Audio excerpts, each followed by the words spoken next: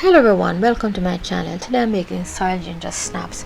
I'm going to use white sugar, all-purpose flour, grated ginger, soil syrup, baking soda, salt powder and butter.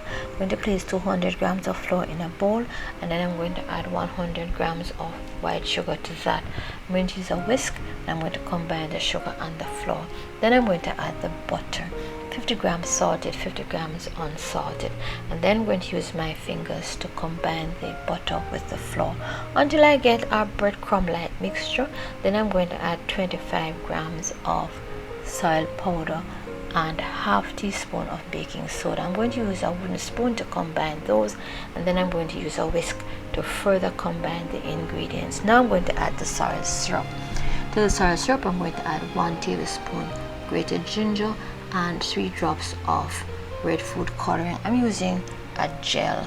I'm going to mix those, and then I'm going to add those to the dry ingredients. I'm going to use a wooden spoon to combine the wet and dry ingredients. Then I'm going to get a ball. I'm going to now use my hand to create a firm ball, and then I'm going to place that on a piece of plastic wrap. I'm going to use my hand to press against the dough to about 1 inch thick. Then I'm going to create a square block, and I'm going to cover that with plastic wrap and place it in the refrigerator for about an hour. Once that's completed, I'm going to attempt to cut that into equal squares, and I should get about 24. Then I'm going to now take each piece and I'm going to roll each into a ball and place that on a baking sheet on which I have baking paper.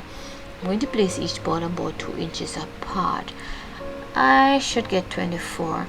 Now I'm going to now bake those in a preheated oven at 190 degrees Celsius. But before doing that, I'm going to press each ball slightly using a spoon. I'm going to bake those for 8 minutes at 190 degrees Celsius. Then I'm going to lower the temperature to 100 degrees Celsius until they become crisp. I'm going to allow them to cool slightly on the baking sheet, and then I'm going to place them on a cooling rack to cool even further.